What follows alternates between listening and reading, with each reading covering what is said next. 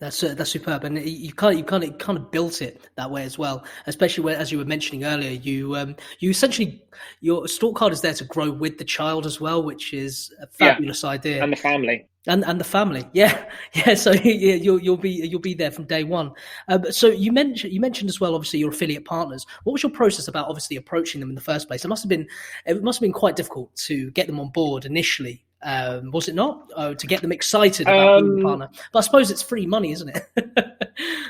It's yeah, there's a little bit of that, but there's also a massive shake-up happening in that industry at the moment. So Mothercare had a massive, massive amount of market share, and they just went out overnight.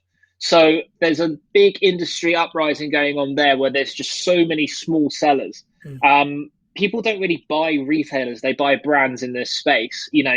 You want to buy a Bugaboo pram, you'll buy a Bugaboo pram. It doesn't matter whether it's sold by Timothy's Baby Care down the road or by John Lewis up the other side of the high street. It's just wherever you can get the deal quickest. So this is a real opportunity for lots of smaller online resellers who can drop ship all these products and pull it through.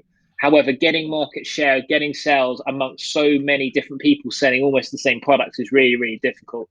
So the way we go through it is, the way our product works with these discounts is the fact that we are trying to anticipate that need so that you can think about it carefully. You're not impulse purchasing, and you're buying what you truly need or what you truly want, but not something you've just quick buy it now, buy it now. So within that, what the actual fallacy of buying things which you're going to use over a amount of time is quality is cheaper. The first time that I kind of started looking into this and started building the cost prediction algorithm, I thought to myself, I looked at a pram and thought, what, it's a bit of plastic with four wheels. How the hell is this £450?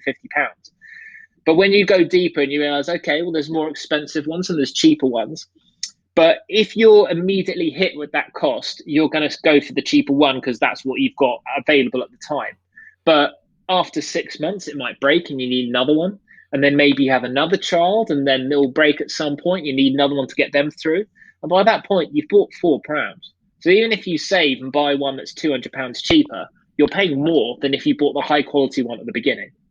So there's a real point here around product education, showing the difference between different things, which means that as people are told in advance and get to that purchase point, they've thought about it a lot more, they've looked at the reviews a lot more, and to the retailer who's selling them that expensive pram, the basket size is higher.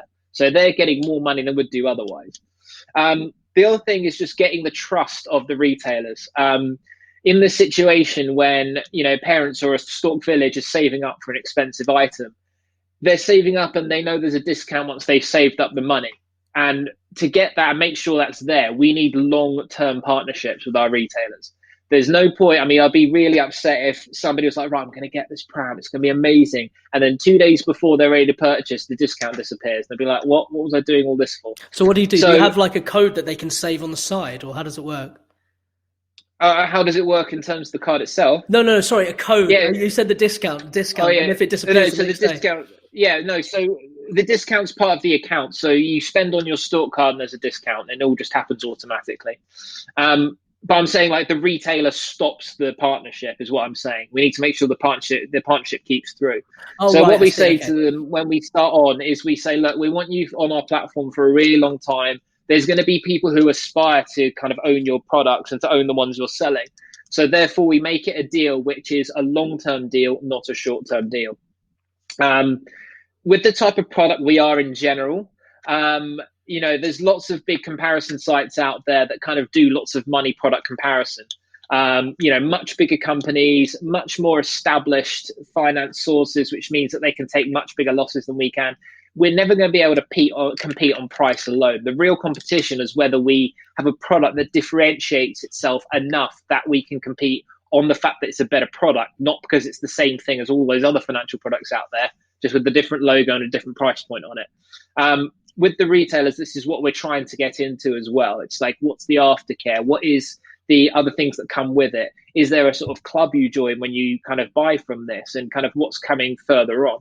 So there's a real opportunity there to kind of start good retailer relationships there, as well as helping with the immediate need that all this stuff is hideously expensive. Yeah, for sure. And so It shouldn't be. No, it shouldn't. It shouldn't. It should all be readily available. And so obviously you've got your parameters for choosing your retailers, relatively high quality products that are going to obviously last for an extended period of time, Mm. naturally.